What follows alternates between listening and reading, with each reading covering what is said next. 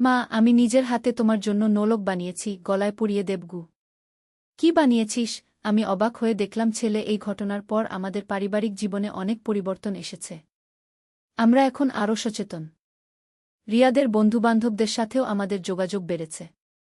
তাদের পরিবারের সাথেও কথা বলি। একদিন রিয়াদের বন্ধু অনিক আমার কাছে এসে বলল, আন্টি, রিয়াদ ভাই আমাকে অনেক কিছু শিখিয়েছে। কি ঠিক আর কি ভুল সেটা বুঝতে পারি এখন। আমি বুঝলাম রিয়াদ তার অভিজ্ঞতা থেকে অন্যদেরও সাহায্য করছে। এটা দেখে আমার মন ভালো হয়ে গেল। শিলা আন্টি মাঝে মাঝে খোঁজখবর নেন। উনি বলেন, প্রিয়াঙ্কা, তুমি যেভাবে পরিস্থিতি সামলেছ সেটা প্রশংসার যোগ্য। অনেক পরিবার এমন সময়ে ভেঙে পড়ে। আমি বলি, আন্টি, পরিবার মানেই তো একসাথে সব সমস্যার মুখোমুখি হওয়া। রিয়াদ আমার ছেলে, তাকে ফেলে দিতে পারি না। কিছুদিন আগে রিয়াদের সাইকোলজিস্ট আমাদের বললেন যে রিয়াদের চিকিৎসা সম্পূর্ণ হয়েছে। আর কোনো সেশনের দরকার নেই। আপনার ছেলে এখন সম্পূর্ণ স্বাভাবিক। তার মানসিক অবস্থা একেবারে ঠিক। আপনারা নিশ্চিন্ত থাকতে পারেন। এই কথা শুনে আমার চোখে পানি এসে গেল। এত কষ্টের পর অবশেষে সব ঠিক হয়ে গেছে। সেদিন বাসায় ফিরে রিয়াদকে বললাম, ডাক্তার বলেছেন তোর আর সেশনের দরকার নেই। রিয়াদ আমাকে জড়িয়ে ধরে বলল, মা, ধন্যবাদ। তুমি আমাকে ছেড়ে দাওনি বলেই আজ আমি স্বাভাবিক জীবনে ফিরতে পেরেছি। আমি তার মাথায় হাত রেখে বললাম, তুই আমার সন্তান রিয়াদ। মা কখনো সন্তানকে ছেড়ে দেয় না। গত সপ্তাহে আমাদের বাড়িতে একটা ছোট অনুষ্ঠান হল। রিয়াদ ভার্সিটির বেস্ট স্টুডেন্ট অ্যাওয়ার্ড পেয়েছে। সবাই এসেছিল আমাদের বাড়িতে। সুমি রিয়াদের পাশে বসে বলল, আন্টি, রিয়াদ আমাকে বলেছে আপনি কতটা ভালো মা। যে কোনো পরিস্থিতিতে সন্তানের পাশে থেকেছেন। আমি হেসে বললাম, সুমি, এটাই তো মায়ের কাজ। সন্তান ভুল করলে তাকে সুপ্তে আনা। অনুষ্ঠানে রিয়াদ স্পিচ দিতে গিয়ে বলল, আমি আজ যেখানে আছি তার জন্য আমার পরিবারকে ধন্যবাদ। বিশেষ করে আমার মাকে। উনি আমার সবচেয়ে কঠিন সময়ে আমাকে ছেড়ে যাননি। এই কথা শুনে আমার চোখে পানি এসে গেল। মনে হলো যত কষ্টই হোক না কেন, সব সার্থক হয়েছে। নিশা এখন 13 বছর। সে বড় হচ্ছে। আমি তাকে সঠিক গাইডেন্স দেওয়ার চেষ্টা করি যাতে ভবিষ্যতে কোনো সমস্যা না হয়। কয়েকদিন আগে নিশা আমাকে বলল, মা, আমার ক্লাসের মেয়েরা অনেক ভুল ভিডিও দেখে। আমি দেখি না। আমি তাকে জড়িয়ে ধরে বললাম, খুব ভালো করেছিস নিশা। এভাবেই চলবি। এই পুরো অভিজ্ঞতা আমাকে শিখিয়েছে যে প্যারেন্টিং কতটা জটিল একটা কাজ। শুধু ভালোবাসা দিলেই হয় না, সঠিক দিকনির্দেশনা দিতে হয়। সুদীপ এখন আর আগের মতো কাজে ব্যস্ত থাকে না। বাড়িতে বেশি সময় কাটায়। পরিবারের সাথে বেশি কথা বলে। প্রিয়াঙ্কা, ওই সময় আমি যদি রিয়াদের সাথে বেশি সময় কাটাতাম তাহলে হয়তো এমন হতো না। সুদীপ মাঝে মাঝে বলে। আমি তাকে বুঝাই, যা হয়েছে তা নিয়ে আর ভেবো না। গুরুত্বপূর্ণ হলো আমরা সবাই একসাথে সব কিছু সামলেছি। রিয়াদ এখন একটা পার্ট টাইম জব করে। নিজের খরচ নিজেই চালা। আরও দায়িত্বশীল হয়েছে। গত মাসে সে বলল, মা, আমি গ্র্যাজুয়েশনের পর একটা ভালো চাকরি পেতে চাই। তারপর সুমিকে বিয়ে করব। আমি বললাম, তোর যা ইচ্ছা করিস। আমরা সবসময় তোর পাশে আছি। এই গল্প বলতে গিয়ে আমার অনেক কিছু মনে পড়ে গেল। কতটা কষ্টের মধ্য দিয়ে গেছি আমরা। কিন্তু শেষ পর্যন্ত সব ঠিক হয়ে গেছে। রিয়াদের সেই সোনার নোলকটা এখনও আমার কাছে আছে। আমি সেটা রেখে দিয়েছি। একদিন রিয়াদকে দেব। সে যখন নিজের স্ত্রীকে দেবে। সেই নোলকটা আমার কাছে একটা স্মৃতি। কিভাবে একটা পরিস্থিতি থেকে আমরা শিক্ষা নিয়েছি। কিভাবে পরিবার একসাথে থেকে সব সমস্যার মোকাবিলা করেছি। আজ আমি এই গল্প বলছি অন্য মা-বাবাদের জন্য। যাতে তারা সচেতন হন। সন্তানদের দিকে নজর রাখেন। ইন্টারনেটের যুগে সন্তান পালন অনেক কঠিন। কিন্তু সঠিক গাইডেন্স আর ভালোবাসা দিয়ে সব কিছুই সামলানো যায়। রিয়াদ এখন একজন আদর্শ ছেলে। তার বন্ধুরা তার কাছে পরামর্শ নেয়। সে অন্যদের সাহায্য করে। কয়েকদিন আগে রিয়াদ বলল, মা, আমি চাই ভবিষ্যতে এমন একটা প্রতিষ্ঠান খুলতে যেখানে তরুণদের সঠিক দিকনির্দেশনা দেওয়া হবে। আমি বললাম, খুব ভালো পরিকল্পনা। তুই পারবি। এই গল্পের শেষে বলতে চাই, যে কোনো সমস্যায় আসুক না কেন, পরিবার একসাথে থাকলে সব সমাধান হয়ে যায়। ধৈর্য আর ভালোবাসা দিয়ে সব কিছুই জয় করা যায়। রিয়াদের সেই কঠিন দিনগুলো এখন অতীত। আমরা সবাই সামনের দিকে এগিয়ে চলেছি। একটা সুন্দর ভবিষ্যতের দিকে। আর সেই নোলকটা, সেটা এখনও আমার আলমারিতে রাখা। একদিন সেটা দেখিয়ে রিয়াদের সন্তানদের বলব কিভাবে তাদের বাবা একবার ভুল পথে গিয়েছিল কিন্তু নিজেকে সুধারেছিল। এই গল্প শুনে যারা নিজেদের পরিস্থিতির সাথে মিলিয়ে দেখতে পাচ্ছেন তাদের বলব হতাশ হবেন না। ধৈর্য রাখুন।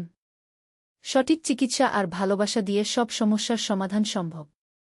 আজ এই গল্প বলার মূল উদ্দেশ্য হল অন্য পরিবারগুলোকে সচেতন করা, যাতে তারা এমন পরিস্থিতি এড়াতে পারেন। আর যদি এমন পরিস্থিতির মুখোমুখি হন তাহলে যেন হতাশ না হন।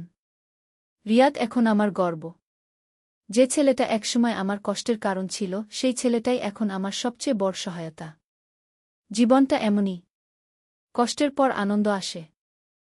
আর শেষ কথা হল, যে মায়েরা এই গল্প শুনছেন তারা নিজেদের সন্তানদের বেশি বেশি সময় দিন। তাদের সাথে কথা বলুন, তাদের বন্ধুত্ব করুন। তাহলে এমন কোনো সমস্যা হবে না। আমার গল্প এখানেই শেষ। আশা করি আপনাদের ভালো লেগেছে। আর যারা এমন পরিস্থিতিতে আছেন তারা সাহস রাখুন। সব ঠিক হয়ে যাবে। কটা ছোট গহনার বাক্স নিয়ে এসেছে। বাক্স খুলে সোনার একটা সুন্দর নোলক বের করল। এটা তুই বানিয়েছিস? আমি জিজ্ঞেস করলাম। সে গর্বিত গলায় বলল, হ্যাঁ মা, অনেক কষ্ট করে বানিয়েছি গু। কত দামি সোনা! আমি নোলকটা হাতে নিলাম।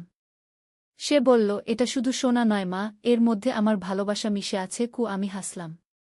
তুই কবে থেকে গহনা বানানো শিখলি? সে বলল, তোমার জন্য সব শিখেছি। নোলকটার মাঝে ছোট্ট একটা হার্ট করা।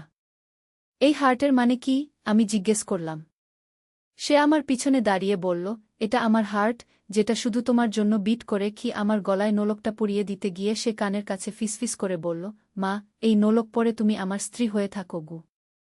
আমি চমকে উঠলাম। কি বলছিস তুই? সে আমাকে আয়নার সামনে দাঁড় করিয়ে দিল। দেখো কত সুন্দর লাগছে। আমি তোমাকে ভালোবাসি মা, তোমাকে আমার স্ত্রী হিসেবে চাই। এই নোলক হোক আমাদের বিয়ের প্রথম উপহার। আয়নায় নোলকটা চিকচিক করছিল আমার গলা। এই গল্পটি সম্পূর্ণ শুনলে আপনাদের পানি অটোমেটিক বের হয়ে যাবে, যত দ্রুত সম্ভব হাতের কাছে টিস্যু নিয়ে বসে পড়ুন। বিছানার চাদর যেন নষ্ট না হয় সেটা সম্পূর্ণ খেয়াল রাখার অনুরোধ জানিয়ে গল্পটি এখন শুরু করব। তার আগে সর্বশেষ অনুরোধ, দয়া করে এমন পানি বের করার গল্প নিয়মিত শুনতে আমাদের চ্যানেলটি সকলেই সাবস্ক্রাইব করুন। ধন্যবাদ। হ্যালো বন্ধুরা, আমার নাম প্রিয়াঙ্কা সেন। আমার বয়স 40 বছর। আমার স্বামীর নাম সুদীপ সেন, বয়স 43 বছর। আমাদের 2 সন্তান, রিয়াদ আর নিশা। রিয়াদ 18 বছর বয়সী, কলেজে পড়ে। নিশা 10 বছর বয়সী, স্কুলে যায়। আজকের ঘটনাটা ঘটেছিল গত মাসের একটা রোববার। রিয়াদ সকাল থেকেই খুব উত্তেজিত ছিল। আমি রান্নাঘরে কাজ করছিলাম, হঠাৎ সে এসে বলল, মা, আজ তোমাকে একটা বিশেষ উপহার দেবগু। আমি হেসে বললাম, কি উপহার রে? সারপ্রাইজ। তুমি অপেক্ষা করো বলে সে তার রুমে চলে গেল। আমি ভাবলাম হয়তো কোনো কার্ড বানিয়েছে বা কিছু এঁকেছে। কিন্তু যা ঘটল তা আমি কখনো আশা করিনি। দুপুরে সুদীপ অফিস থেকে ফিরল। নিশা বান্ধবীর বাসায় খেলতে গেছে। বাড়িতে আমি আর রিয়াদ। সুদীপ খেয়ে একটু বিশ্রাম নিয়ে আবার বের হয়ে গেল। বিকেল 5টার দিকে রিয়াদ আমার কাছে এসে বলল, মা, এখন আমার সাথে আয়। আমি তার সাথে তার রুমে গেলাম। রুমে ঢুকে দেখি পুরো রুমটা মোমবাতি দিয়ে সাজানো। টেবিলে একটা ছোট বাক্স রাখা। রিয়াদ খুব গম্ভীর হয়ে বলল, মা, তুমি আমার কাছে শুধু মা নও, তুমি আমার সবচেয়ে প্রিয় মানুষ। আমি তোমার জন্য বিশেষ কিছু বানিয়েছি। আমি হতবাক হয়ে গেলাম। রুমের পরিবেশ দেখে আমার গা শিউরে উঠল। রিয়াদ বাক্সটা হাতে নিয়ে বলল, মা, আমি এই নোলক বানাতে গিয়ে রাত জেগেছি। কারিগরের কাছে শিখেছি। এর মধ্যে আমার সব ভালোবাসা আছে। বাক্স খুলে দেখি সত্যিই একটা সুন্দর সোনার নোলক। কিন্তু পরিস্থিতি দেখে আমি বুঝতে পারছিলাম এর পেছনে অন্য কিছু আছে। রিয়াদ আমার কাঁধে হাত রেখে বলল, মা, তুমি জানো আমি তোমাকে কতটা ভালোবাসি। বাবার চেয়েও বেশি। আমার মাথা ঘুরে যাচ্ছিল। রিয়াদ আমার গলায় নোলকটা পরানোর জন্য এগিয়ে এলো। আমি পিছিয়ে গিয়ে বললাম, রিয়াদ, তুই কি করছিস? এসব কি? সে বলল, মা, আমি বুঝে গেছি। তুমি আর বাবা খুশি নও। তোমার চোখে কষ্ট দেখি। আমি তোমাকে খুশি করতে চাই। তুমি আমার সাথে নতুন জীবন শুরু করো। আমি আতকে উঠলাম। রিয়াদ, তুই কি বলছিস? আমি তোর মা। মা, বয়স তো শুধু একটা সংখ্যা। আমিও একজন পূর্ণবয়স্ক মানুষ। আমি তোমাকে রক্ষা করতে পারি, তোমার যত্ন নিতে পারি। আমি রুম থেকে বের হয়ে যেতে চাইলাম, কিন্তু রিয়াদ দরজা বন্ধ করে দিল। আমার হার্টবিট বেড়ে গেল। রিয়াদ আমার কাছে এসে বলল, মা, তুমি কেন ভয় পাচ্ছ? আমি তো তোমার ছেলে। আমি তোমার ক্ষতি করব কেন? কিন্তু তার চোখে যে দৃষ্টি দেখলাম সেটা মোটেই ছেলের মতো ছিল না। আমি কাঁপতে কাঁপতে বললাম, রিয়াদ, তুই দরজা খোল। আমাকে যেতে দে গি। সে মাথা নাড়ল। না মা, আগে তুমি আমার কথা শোনো। আমি তোমার জন্য সবকিছু ত্যাগ করতে পারি। কলেজ ছেড়ে দিয়ে চাকরি করব। তোমাকে নিয়ে এই শহর ছেড়ে চলে যাব। আমার মাথায় যেন বাজ পড়ল। আমার নিজের ছেলে আমার সাথে এমন আচরণ করছে। আমি চিৎকার করে বললাম, রিয়াদ, তুই কি পাগল হয়ে গেছিস? রিয়াদ হঠাৎ হেসে উঠল। একটা অদ্ভুত হাসি। মা, আমি পাগল হইনি। আমি শুধু বুঝে গেছি, সমাজের নিয়মকানুন মেনে চলতে গিয়ে আমরা নিজেদের খুশি হারিয়ে ফেলি। আমি দরজার কাছে গিয়ে হাতল ধরলাম, কিন্তু দরজা তালাবন্ধ। রিয়াদ চাবি পকেটে রেখেছে। আমি বললাম, রিয়াদ, তুই দরজা খুলে দে। নিশা এসে যাবে। নিশা আজ রাতে থাকবে না। আমি আগেই ব্যবস্থা করেছি। বাবাও রাতে থাকবে না, অফিসের কাজে থাকতে হবে। আমার পুরো শরীর কাঁপছিল। আমি বুঝতে পারছিলাম রিয়াদ সব পরিকল্পনা করেছে। কিন্তু হঠাৎ একটা আওয়াজ এলো। কেউ দরজায় নক করছে। প্রিয়াঙ্কা আপু আছেন? বাইরে থেকে আমাদের প্রতিবেশী শীলা আন্টির আওয়াজ। রিয়াদের মুখ শুকিয়ে গেল।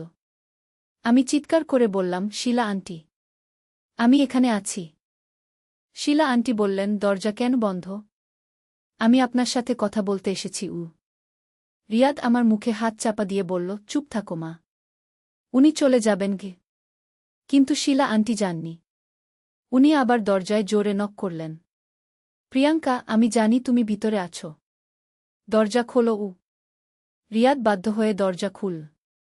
শীলা আন্টি ভিতরে এসে রুমের অবস্থা দেখে অবাক হয়ে গেলেন।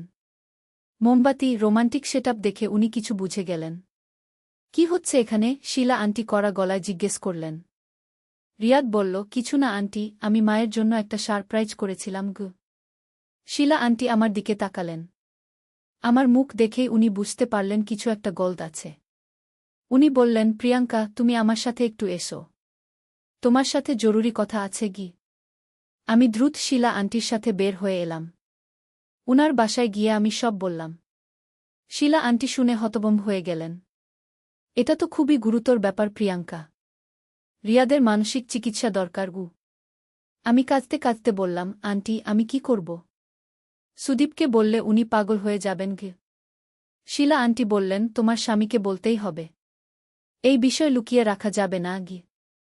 সন্ধ্যায় সুদীপ ফিরল। আমি তাকে সব বললাম। প্রথমে বিশ্বাস করতে পারেননি, কিন্তু যখন রিয়াদকে ডেকে জিজ্ঞেস করলেন, সে সব স্বীকার করল।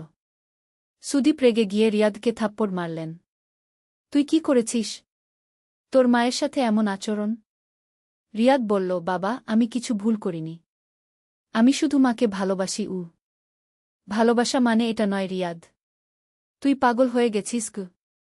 পরের দিন আমরা রিয়াদকে একজন সাইকোলজিস্টের কাছে নিয়ে গেলাম। ডাক্তার বললেন, রিয়াদের অ্যাডোলেসেন্ট কনফিউশন হয়েছে। মানসিক কাউন্সেলিং দরকার। কিন্তু আসল রহস্য তখনও আমাদের জানা ছিল না। রিয়াদের রুম সার্চ করতে গিয়ে আমরা তার ড্রয়ারে একটা ডায়েরি পেলাম। সেই ডায়েরি পড়ে আমাদের চোখ ছানাবড়া হয়ে গেল। ডায়েরিতে লেখা ছিল, রিয়াদ গত 6 মাস ধরে ইন্টারনেটে ভুল ভিডিও দেখেছে।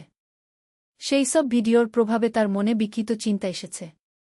সে ভেবেছে এটা স্বাভাবিক। কিন্তু আরও বড় রহস্য ছিল। ডায়েরিতে লেখা ছিল, রিয়াদ আমাদের বাড়িতে লুকিয়ে ক্যামেরা লাগিয়েছে। আমার রুমে, বাথরুমে, সবখানেই। সে আমাকে গোপনে ভিডিও করেছে। এই জানার পর আমার মাথায় আকাশ ভেঙে পড়ল। আমার নিজের ছেলে আমার সাথে এমন করেছে। আমি সব ক্যামেরা খুঁজে বের করে ভেঙে ফেললাম। সুদীপ রিয়াদের সাথে কঠোর আচরণ করলেন। তার ইন্টারনেট বন্ধ করে দিলেন। মোবাইল ফোন কেড়ে নিলেন। কিন্তু ক্ষতি তো হয়েই গেছে। রিয়াদ প্রথমে জেদ করেছিল। বলেছিল সে ভুল কিছু করেনি। কিন্তু কাউন্সেলিং সেশনের পর সে বুঝতে পারল তার কাজ কতটা ভুল ছিল। 1 মাস পর রিয়াদ আমার কাছে এসে কাঁদতে কাঁদতে বলল, মা, আমি খুব ভুল করেছি। আমি জানি তুমি আমাকে ক্ষমা করতে পারবে না। কিন্তু প্লিজ আমাকে একটা সুযোগ দাও। আমি তখনও রিয়াদের মুখের দিকে সোজাসুজি তাকাতে পারিনি। কিন্তু সে আমার ছেলে। মা হিসেবে আমি তাকে ছেড়ে দিতে পারি না। কয়েক মাস ধরে পারিবারিক থেরাপি চল। ধীরে ধীরে রিয়াদ পরিবর্তন হতে শুরু করল। সে বুঝতে পারল তার ভুল কোথায় ছিল। আজ 1 বছর পর রিয়াদ সম্পূর্ণ স্বাভাবিক। সে আমাকে আবার মা হিসেবে সম্মান করে। কিন্তু সেই দিনের স্মৃতি আমি কখনো ভুলতে পারব না। এই ঘটনা আমাকে শিখিয়েছে যে আজকালকার তরুণদের ইন্টারনেট ব্যবহারের দিকে বাবা-মাদের নজর রাখতে হবে। ভুল কন্টেন্ট দেখলে তাদের মনে বিকৃত চিন্তা আসতে পারে। রিয়াদ এখন ইউনিভার্সিটিতে পড়ে। একটা মেয়ের সাথে তার সম্পর্ক হয়েছে। স্বাভাবিক জীবন যাপন করছে। কিন্তু আমি এখনও সতর্ক থাকি। কয়েকদিন আগে রিয়াদ আমার কাছে এসে বলল, মা, আমি তোমার কাছে ক্ষমা চাই। আমি জানি আমার কাজ তোমাকে কতটা কষ্ট দিয়েছে গি। আমি তার মাথায় হাত বুলিয়ে বললাম, তুই আমার ছেলে রিয়াদ। তুই ভুল করেছিলি, কিন্তু এখন শুধরেছিস। এটাই যথেষ্ট। কিন্তু আজও রাতে একা থাকলে সেই দিনের কথা মনে পড়ে। কিভাবে আমার নিজের ছেলে আমার সাথে এমন আচরণ করতে পেরেছিল। ভাবলে এখনও গা শিউরে ওঠে। এই ঘটনার পর আমি অনেক বই পড়েছি, আর্টিকেল পড়েছি। বুঝেছি যে অ্যাডোলেসেন্স পিরিয়ডে ছেলেমেয়েদের হরমোনাল চেঞ্জের কারণে অনেক সময় এমন সমস্যা হয়। কিন্তু সেটা হ্যান্ডেল করতে হয় সঠিকভাবে। আমি অন্য মায়েদের বলি, তোমাদের সন্তানদের ইন্টারনেট অ্যাক্টিভিটি মনিটর করো। কি দেখছে, কোনো সাইট ভিজিট করছে সেদিকে নজর রাখো। এবং যৌনশিক্ষা সঠিকভাবে দাও যাতে তারা ভুল ধারণা না পায়। রিয়াদের সাইকোলজিস্ট বলেছিলেন, মা, আপনার ছেলে আসলে অসুস্থ ছিল না। শুধু ভুল ইনফরমেশনের কারণে কনফিউজড হয়েছিল। সঠিক গাইডেন্সে সে ঠিক হয়ে যাবে গু। আর সেটাই হয়েছে। রিয়াদ এখন একজন স্বাভাবিক তরুণ। তার গার্লফ্রেন্ড সুমিকে আমি পছন্দ করি। তারা একসাথে ভবিষ্যতের পরিকল্পনা করছে। গত সপ্তাহে রিয়াদ আমার কাছে এসে বলল, মা, আমি সুমিকে বিয়ে করতে চাই। তুমি আমাদের আশীর্বাদ করবে? আমি হেসে বললাম, অবশ্যই রে। তুই খুশি থাকলেই আমি খুশি গ। কিন্তু মাঝে মাঝে ভাবি, যদি সেদিন শিলা আন্টি না আসতেন তাহলে কি হতো? ভাবতেই ভয় লাগে। এই পুরো অভিজ্ঞতা আমাকে শিখিয়েছে যে পরিবারের যোগাযোগ কতটা গুরুত্বপূর্ণ। সন্তানদের সাথে খোলামেলা কথা বলতে হয়। তাদের মনের খবর নিতে হয়। সুদীপ এখন রিয়াদের সাথে আগের চেয়ে বেশি সময় কাটায়। বাবা ছেলের সম্পর্ক আগের চেয়ে ভালো হয়েছে। নিশাকে আমরা সেই সময় কিছু বলিনি। সে ছোট ছিল, বুঝত না। কিন্তু এখন সে বড় হচ্ছে। তাকেও সচেতন করতে হবে। গত মাসে নিশা আমাকে বলল, মা, ভাইয়ার সাথে কি হয়েছিল? উনি কেন ডাক্তারের কাছে যেতেন? আমি তাকে বলেছি বয়স অনুযায়ী। সে বুঝেছে যে ইন্টারনেটে সব কিছু দেখা ঠিক না। আজ যখন এই গল্প বলছি মনে হচ্ছে এ যেন কোনো সিনেমার গল্প। কিন্তু এটাই আমার জীবনের সবচেয়ে কঠিন অধ্যায় ছিল, যেটা আমি কোনোদিন ভুলতে পারব না। রিয়াদ এখন ভার্সিটির শেষ বর্ষে। পড়াশোনায় ভালো করছে। আমি গর্বিত যে আমার ছেলে তার ভুল থেকে শিক্ষা নিয়েছে। নিজেকে সুধারেছে। কিন্তু সেই দিনের কথা মনে হলে এখনও কাঁদতে ইচ্ছে করে। কিভাবে একটা পরিস্থিতি একটা পরিবারকে ভেঙে ফেলতে পারে। আবার সেই পরিবারই একসাথে থেকে সব সামলে নিতে পারে।